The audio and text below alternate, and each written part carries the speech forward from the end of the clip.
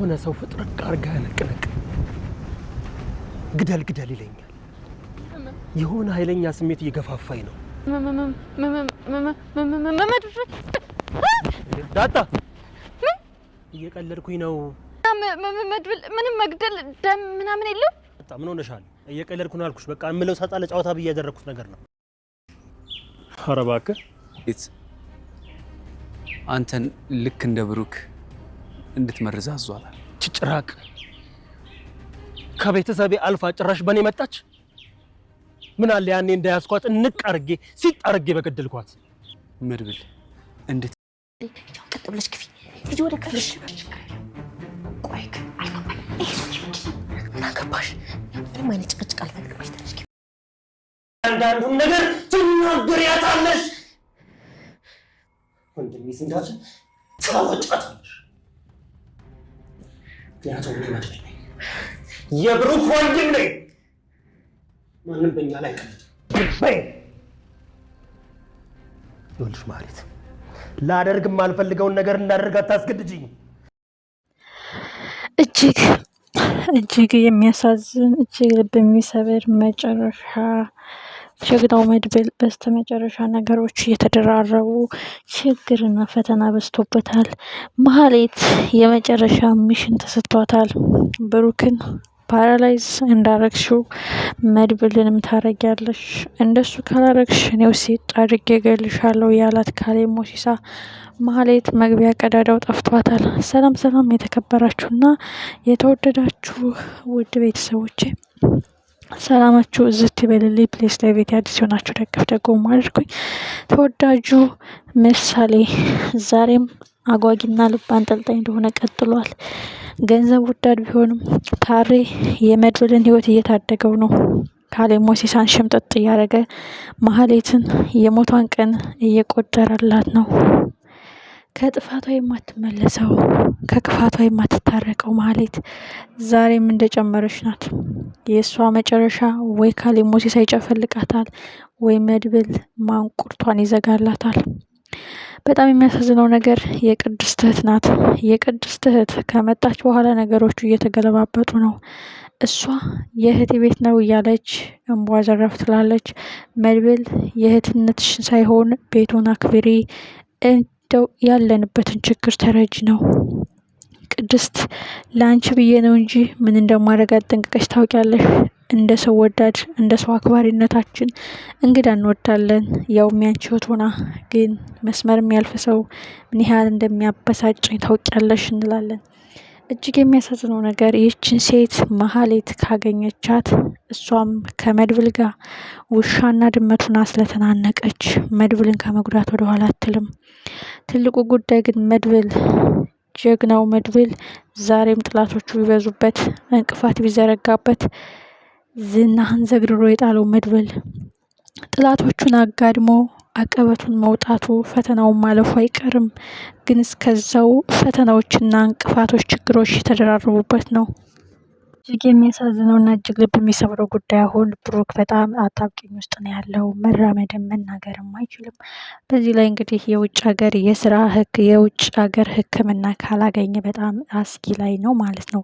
በዚህ ላይ እንግዲህ ማህሌት ያረገችውን ስራ ጨርሽ ስላላት ካሌብ ሞሲሳ የሆነ መንገድ ክፍተት ካገኘች እሷን አደጋ ማይጥል ካገኘች ብሯን ከፍላ የቅድስትን እህት ልታስጨርሳት ትችላለች። እሷ ደግሞ አሁን ከቤተሰቡ ጋር ሰጣ ገባ ስለገባች ጉዳዩን እሺ ወይም የምትፈልገውን ገንዘብ መጠጥ ካገኘች ይህን ጉዳይ የምትጨርስበት አጋጣሚ መፈጠሩ አይቀርም። የሩቅ ጥላታቸውን ሲጠነቀቁ የቅርብ ወዳጃቸው ነው የሚያጠቃቸው። መድብልም ማህሌት ተቀይራለች፣ የይቅርታ ልብ ስጧት፣ እኔ ይቅር ብያታለሁ፣ ፈጣሪም ይቅር ስንለው ነው ይቅር የሚለን እያለ የይቅርታ ልብ አለሳልሶ ነው ሰብራቸውና ወቅታቸው ሄደችው። በጣም የሚያሳዝነው ቅድስት እህቴ እንግድነትሽን አልጠላውም፣ ግን የቤቱን ችግር ተረጂ፣ የብዙዎችን ችግር የፈታን ከጭንቀት አደግን ስብስብ ያለ የተከበረ ደስተኛ ቤተሰብ ነበርን። ከቀናት በፊት ነው ደስታችን የተነጠቅ ነው። ደስታችን ተነጥቀን ይህንን ደስታ ለመመለስ ደፋ ቀና እያልን ነው አንቺ የመጣሽው እንጂ መጥፎ ሰው ወይም ድባቡ የሚያስጠላ ቤት ሆኖ አይደለም። የፍቅር ቤትና የመረዳዳት ቤት ነው ይህ ቤት። መልካም ልበቀናው ብሩክ በሰዎች ነው እንደዚህ ኩርትም ብሎ ምስኪን ከንፈር መጣጭ ሆኖ የተቀመጠው። እኔ ወድጄው ፈልጌው ፈቅጄ ለገባውበት ትዳር ጥያቄ አታንሺም። ማብራሪያና ማስረጃ ሲቀርብልሽ እንኳንም አገባሽው እንኳንም ተቀበልሽ ብለሽ ነው የምታመሰግኝ። አሁን ግን ጥያቄዎችሽ መልስ እስከሚያገኙ ድረስ ሁሌ ጥያቄ ወይም ቅሬታ ማንሳትሽ አይቀርም። እህቴ ልለምንሽ፣ የቤቱን ደንብ አክብሪ፣ እግርሽን ሰቅለሽ አጠጪ፣ ካልኮን ራቂ። ማረግ ከፈለግሽም ክፍልሽን ዘግተሽ እዛው መጠጣት ትችላለች፣ ግን መጠጣት ክልክል ነው። ስሜታችን ተረጂ፣ ያንቺን ደስታ ሳይሆን የሌሎችን ማዘን ተመልከች ስትል አስጠንቅቃታለች።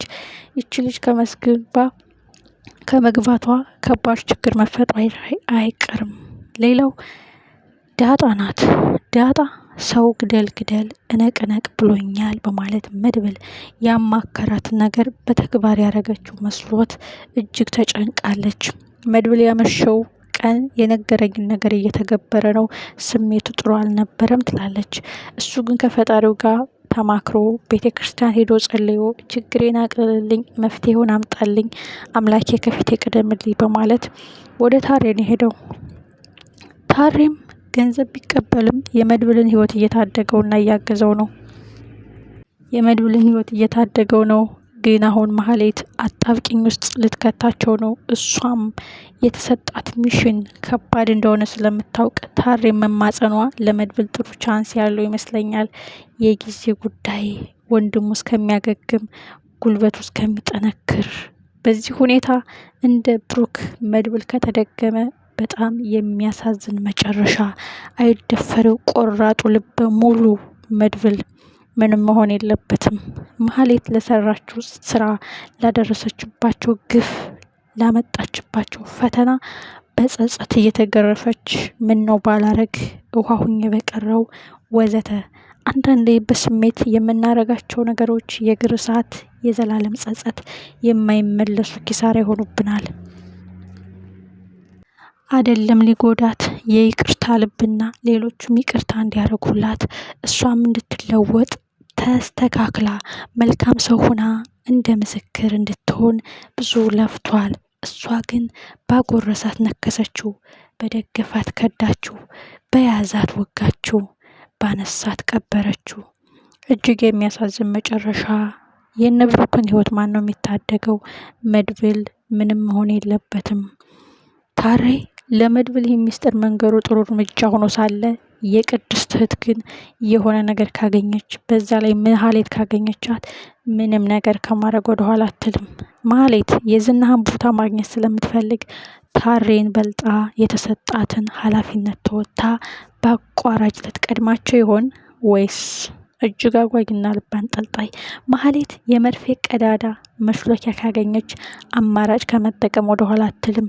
ሲጨንቃት ብቻ ነው እየተርበተበተች እርዱኝ እያለች ወደ ሌሎች ሰዎች የምትሄደው። የቅድስት በጣም ስድ ወይም ወጣ ያለ ባህሪ ያላት፣ ነጻነት የምትወድ፣ ነገሮችን መረዳት የሚያቅታት ትመስላለች። እንደዚህ ያሉ ሰዎች ደግሞ ማህሌት ካገኘች በገንዘብ ድልል አድርጋ ቤተሰቡ ልታጠፋበትና ልታጠምድበት ይችላለች። ቀጣዩ ክፍል ምን ይሆን? እጅግ አጓጊና ልብ አንጠልጣይ፣ ሁላችንም በጉጉት እንጠብቀዋለን። ውዶችዬ የማስተካክለው ነገር ካለ ኮመንት ላይ ጻፍ አድርጉልኝ። ለምታግዙኝ፣ ለምታበረታቱኝ እጅጉን አመሰግናለሁ።